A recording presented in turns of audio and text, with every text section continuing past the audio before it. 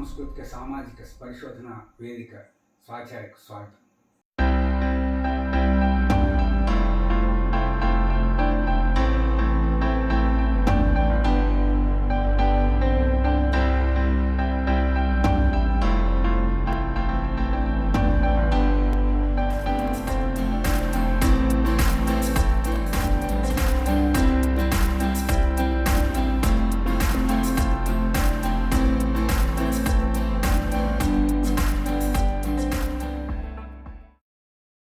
ఛాయా జ్యోతిష్యం, నీడను ఆధారం చేసుకొని జ్యోతిష్యం చెప్పడం ఎక్కడైనా విన్నారా?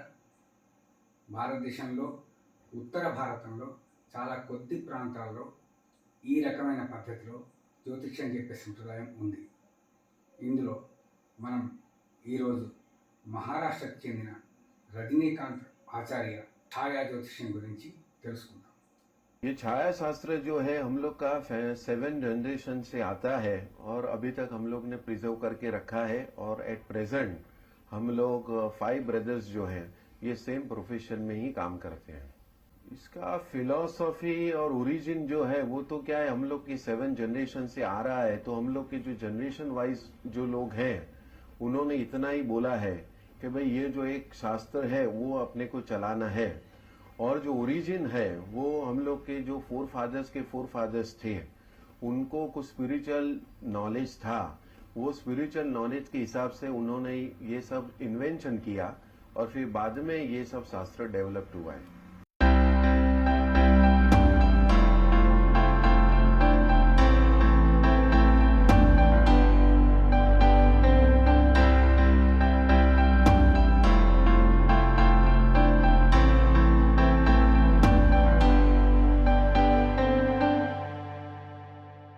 ఇదిగో ఇక్కడ చూడండి, రజనీకాంత్ ఆచార్య వ్యక్తి నీడను బొమ్మగా చిత్రిస్తున్నారు. ఈ చిత్రించిన అనంతరం దీన్ని ఆధారం చేసుకొని వీరు గ్రహ స్థితిగతులను ఒక అంచనా వేస్తారు.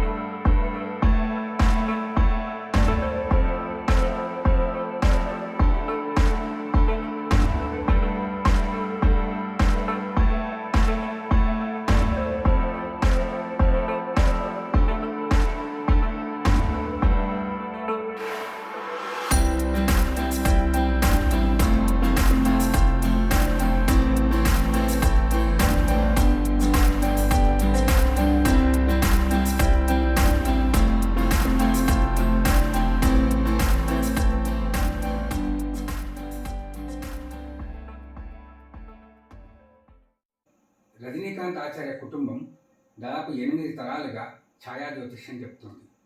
వీరు నీడను ఆధారం చేసుకొని నవగ్రహాల కదలికలను, దానివల్ల వ్యక్తిపై ఏ రకమైన ప్రభావాలు ఉంటాయి, దాని ఫలితాలు ఎట్లా ఉంటాయి, రాబోయే భవిష్యత్తు ఎట్లా ఉంటుంది, పునర్జన్మ ఎలా ఉంటుంది, ఆ వివరాలన్నీ జ్యోతిష్యం ద్వారా చెప్తారు.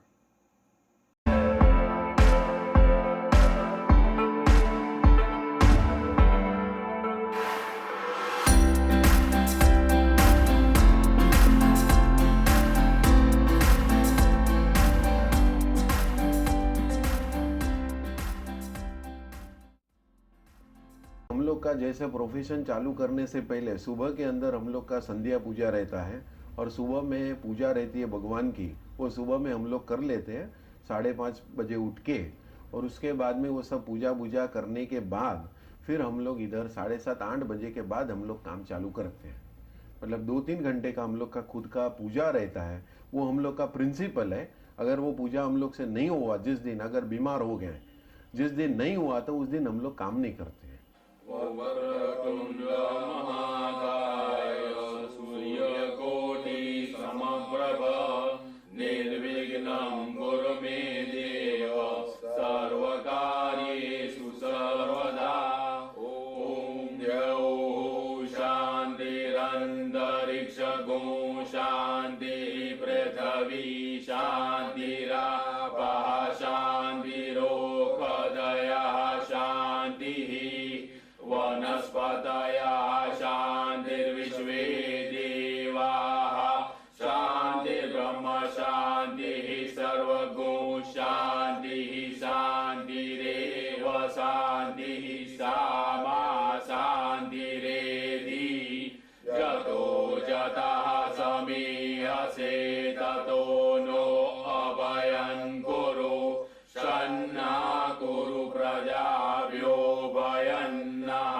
शुभ्यां निर्भवतु।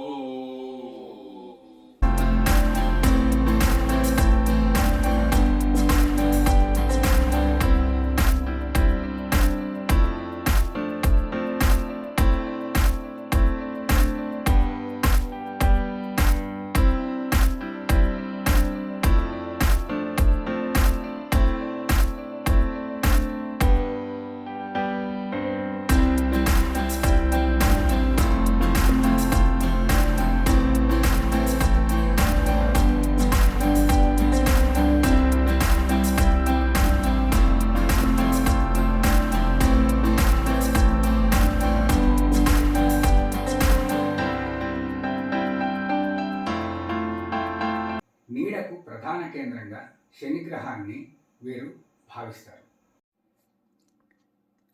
ఈ శనిగ్రహం పొజిషన్ను బట్టి మిగతా గ్రహాల కదలికల్ని అంచనా వేసి వీళ్ళు భవిష్యత్తును చెప్తారు. ये जो छाया शास्त्र है उसमें क्या है कि आदमी को सूरज के सामने खड़ा रह के उसको शेडो हम लोग लेते हैं और वो जो शेडो का जो मेजरमेंट है उसको छाया शास्त्र बोलते हैं और वो जो मेजरमेंट है उसके हिसाब से हम लोग ग्रहों की जानकारी प्राप्त कर लेते हैं और उसके हिसाब से उसका कैलकुलेशन करके मेजरमेंट करके फिर बाद में उसका प्रेडिक्शन निकालते हैं.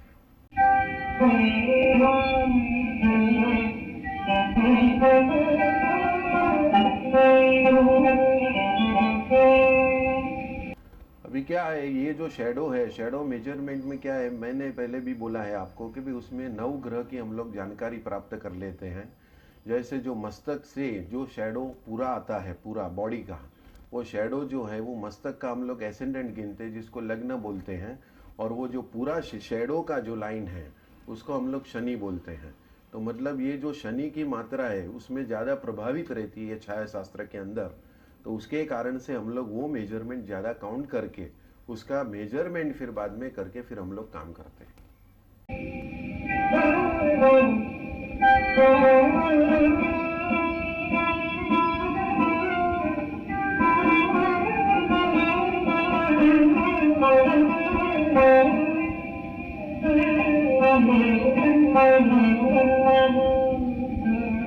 సాధారణంగా వానాకాలంలో ఛాయా జ్యోతిష్యాన్ని వీరు చెప్పరు. మిగతా కాలాల్లో ఉదయం 9 గంటల నుంచి 10 గంటల వరకు నీడను చిత్రించడానికి అనువైన సమయంగా వీరు భావిస్తారు. छाया का शेडो का जब भी मेजरमेंट लेना है तो उसमें क्या होता है कि सुबह का टाइमिंग रहता है और 9 से 10 बजे तक जो सुबह का टाइमिंग है उसमें शेडो की क्लैरिटी जो है वो थोड़ी ज़्यादा आती है और वो फिक्स टाइम गिना गया है जिसके कारण से मेजरमेंट सही आता है. और उसमें कोई भी डे के अंदर आप ले सकते हैं, खाली मॉनसून में पॉसिबल नहीं है. बाकी टाइमिंग जो है वो 9 से 10 बजे तक का ही रहता है शेडो मेजरमेंट के लिए.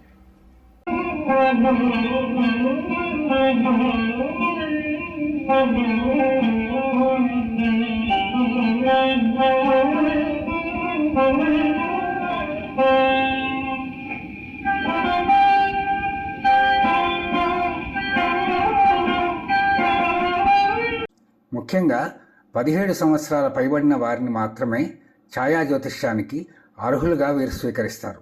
చిన్న పిల్లల్లో నీడ సక్రమంగా రాదని వారి అభిప్రాయం.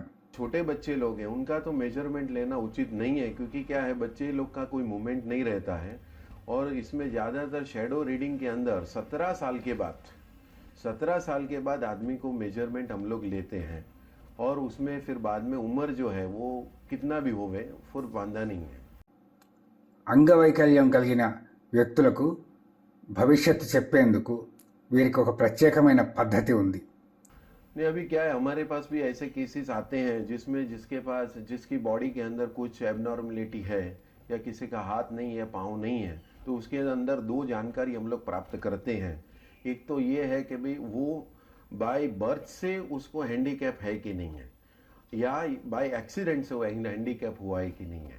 अगर बाय हैंडीकैप एक्सीडेंट से हुआ है तो उसका मेजरमेंट हमारे पास अलग रहता है. इसका मतलब ये है कि जब भी वो जन्म हुआ था उसका तभी उसका बॉडी में सब पार्ट्स अवेलेबल थे और जब भी अगर बाय बर्थ से अगर वो नहीं है अगर हैंडीकैप है तो तो उसका मेजरमेंट हमारे पास अलग रहता है, तो वो अलग मेजरमेंट से हम लोग फिर काम करते हैं। और शेडो तो लेंगे ही, लेकिन उसमें जो अलग मेजरमेंट है वो हिसाब से फिर हम लोग कैलकुलेट करेंगे। अलग उसमें ये होता है कि जैसा भी हाथ नहीं है, तो हाथ नहीं है तो क्या है, उसका नॉर्मल जो कैलकुलेशन हमारे पास स्पेशल रहता है वो सीक्रेट है, और वो स्पेशल जो है वो हिसाब से हम लोग कैलकुलेट करके आगे पीछे देखते हैं कि इसमें उसका सेट होता है कि नहीं, और फिर वो हिसाब से फिर हम लोग पूरा कैलकुलेट करके फिर काम करते हैं। భవిష్యత్తు, పునర్జన్మ, జీవితంలో కలిగే అనేక సమస్యలకు ఛాయా జ్యోతిష్యం ద్వారా వీరు పరిష్కారాన్ని సూచిస్తారు.